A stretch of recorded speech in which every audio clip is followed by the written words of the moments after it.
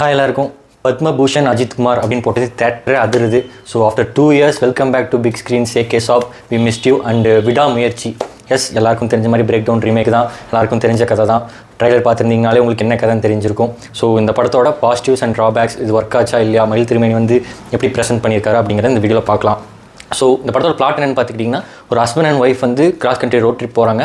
அங்கே வந்து அவங்க வண்டி பிரேக் டவுன் ஆகிடுது. அப்போ வந்து ஒய்ஃப் வந்து ஒரு ட்ரக்கில் ஏறி போய் ஹெல்ப் கேட்க போகிறாங்க. ஸோ அப்படியே காணாமல் போயிடுறாங்க. அதை வந்து ஹீரோவான அஜித் அவர்கள் வந்து தேடி கண்டுபிடிச்சி அவங்க ஒய்ஃபை மீட்டாரா இல்லையா அப்படிங்கிறதான் வந்து இந்த விடாமுயற்சி படத்தோடைய ஒரு சின்ன சினாப்சிஸ் மாதிரி. அண்ட் இந்த படத்தோட பாசிட்டிவ்ஸ் என்னென்னு பார்த்தீங்கன்னா, அஃப்கோர்ஸ் ஏகே தான் ஒட்டுமொத்த படத்தையும் அவரோட ஷோல்டரில் வச்சு கேரி பண்ணிட்டு போயிருக்காருங்க. அந்த காமாக இருந்தாலும் அவரோட பர்சன்ஸ் வந்து பவர்ஃபுல்லாக இருக்குது. அவர் வந்து நின்னா மாஸ், நடந்தா மாஸ், பேசினா மாஸ், கத்திட்டே இருக்காங்க ஆரம்பத்துலலாம். ஸோ ஒரு சூப்பரான ஸ்க்ரீன் ப்ரெசன்ஸ் அண்ட் பர்ஃபார்மன்ஸுமே சூப்பராக இருந்துச்சு. ஒய்ஃபை காணும் தவிக்கிற அந்த தவிப்பாக இருக்கட்டும், செகண்ட் ஹாஃபில் காட்டுற அந்த அக்ரெஷன் ஆகட்டும், எல்லாமே வந்து அவர் நீட்டாகவே பண்ணியிருந்தார். ஸோ படத்துடைய பிக்கஸ்ட் பாசிட்டிவ்னா டெஃபினட்டாக ஏகே தான். ஸோ படத்தோடைய இன்னொரு பாசிட்டிவ் என்னென்னு பார்த்தீங்கன்னா, ஓம் பிரகாஷ் அவருடைய விஷுவல்ஸ், அந்த அசர்பைஜான் லேண்ட்ஸ்கேப்பை வந்து நீட்டாக பயங்கரமாக வந்து அந்த திரையில் பெரிய திரையில் காட்டியிருக்காரு. அந்த கலர் டோனுமே சூப்பராக பிளெண்டாகி உட்காந்துருக்கு. ஒரு ஹாலிவுட் படம் பார்க்குற ஃபீலை வந்து ஓம் பிரகாஷ் அவர்களும் கொடுத்துறாரு. அவர்களுக்கு என்னுடைய பாராட்டுக்கள். ஸோ அப்புறம் படத்தோட இன்னொரு பாசிட்டிவ் வந்து டெஃபினட்டாக அனிருத்தோடைய பிஜிஎம். ஸோ அந்த ஆக்ஷன் சீனில் அந்த வர அஜித் பிஜிஎம் ஆகட்டும், அதுக்கப்புறமா அந்த ஃபர்ஸ்ட் ஆஃபில் அந்த லவ் சீன்ஸ்லாம் ஒரு பிஜிஎம் போட்டிருப்பாரு நல்லா. அதெல்லாம் வந்து சூப்பராகவே படத்தோட அந்த மூடை வந்து எலவேட் பண்ணுறதுக்கு சப்போர்ட்டாக இருந்துச்சு.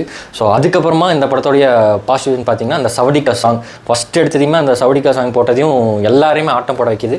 ஸோ அதுக்கப்புறமா வர அந்த கதைக்குள்ளே போனதுக்கப்புறம் அந்த ஒய்ஃப் மிஸ் ஆனதுக்கப்புறம் அந்த தேடல் இருக்குது இல்லையா, அது வந்து அடுத்து என்ன நமக்கு பழக்கப்பட்ட தெரிஞ்ச பிரேக் டவுன் பார்த்துருந்தீங்கன்னா தெரிஞ்சிருக்கும். பார்க்காதவங்களுக்கு அடுத்து என்னன்ட்டு ஒரு இன்ட்ரோல் பாயிண்ட் வரைக்கும் கிரிப்பிங்காகவே போகுதுன்னு சொல்லலாம். அந்த ஸ்க்ரீன் பிளே இன்ட்ரோல் பாயிண்ட்டுமே ஒரு ட்விஸ்ட் மாதிரி ஒரு கிளிஃப் ஹேங்கரோட வந்து என் பண்ணுறாங்க. அதுவுமே நல்லா இருந்துச்சு, நல்லா ஒர்க்காக இருந்துச்சு. அதுக்கப்புறமா செகண்ட் ஹாஃபில் வர அந்த கார் ஃபைட் வந்து நல்லாவே கோரியோகிராஃப் பண்ணியிருந்தாங்க.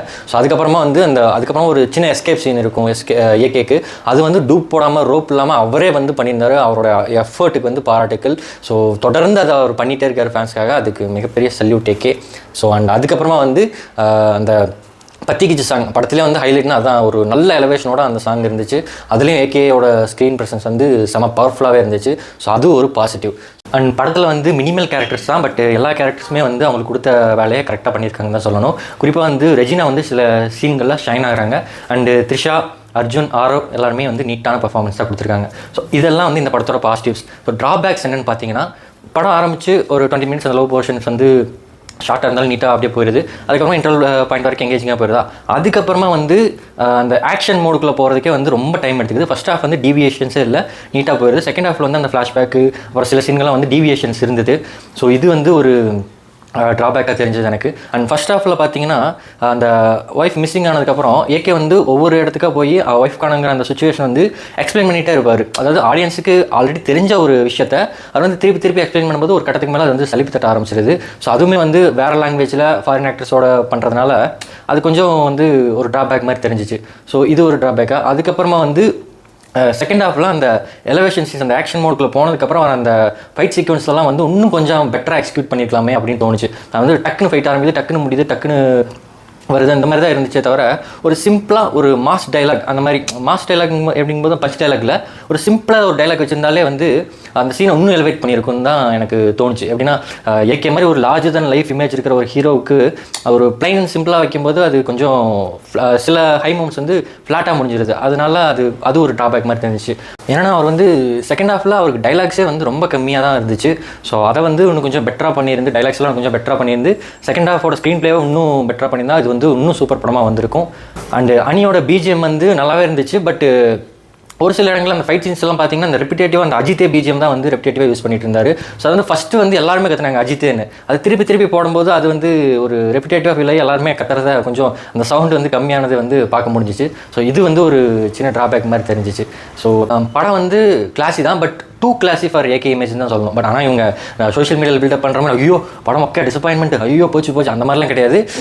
அந்த மயில் திருமணி சொன்ன மாதிரி அந்த மாஸ் சீன்ஸு, எலவேஷன்ஸு இதெல்லாம் வந்து எக்ஸ்பெக்ட் பண்ணாமல் போய் உட்காந்திங்கன்னா ஒரு டீசெண்டான ஒரு ஆக்ஷன் த்ரில்லர் பார்த்த திருப்தி கிடைக்கும். அந்த மாஸ் எலவேஷன் அதெல்லாம் வந்து இந்த குட் பேட் அகலிக்கு வச்சுக்கோங்க. இது வந்து போய் எக்ஸ்பெக்டேஷன் இல்லாமல் உட்காந்திங்கன்னா ஒரு டீசெண்டான வாட்சாக இருக்கும். டெஃபினட்டாக என்னோட வெர்டிக்ட்டுமே அதுதான். என்ன ஒரு டீசென்ட் வாட்சபிள் ஆக்ஷன் த்ரில்லர் தான் இந்த படம். என்னோட ரேட்டிங் வந்து பார்த்தீங்கன்னா 3.25 அவுட் ஆஃப் 5 தான். ஸோ இன்றைக்கி இந்த படம் வந்து ஒரு சோலோ ரிலீஸ் ஆகிருக்கு, ஒரு கிராண்ட் ரிலீஸ் தான் வந்து வேர்ல்டு வைட். அதாவது ஏகே வந்து எப்படின்னா எந்த டேரக்டர் கூட படம் பண்ணாலும் சரி, எந்த ஜானரில் பண்ணாலும் சரி, கிராமத்து படமாக இருந்தாலும் சிட்டி படமாக இருந்தாலும் எதுவாக இருந்தாலும் சரி, அவருக்கான ஓப்பனிங் வந்து வந்துகிட்டே தான் இருக்குது. அதுவும் பெரிய ஓப்பனிங்காக இருக்குது, அது இன்க்ரீஸ் ஆகிட்டு பெருசாகிட்டே தான் போகுது. அண்ட் இது வந்து ஒரு ட்ரை மந்த்து, ஒரு ஒர்க்கிங் டே, இதுலேயே பார்த்திங்கன்னா ஒரு மிகப்பெரிய ஓப்பனிங் வந்து வந்திருக்குன்னு தான் சொல்கிறாங்க.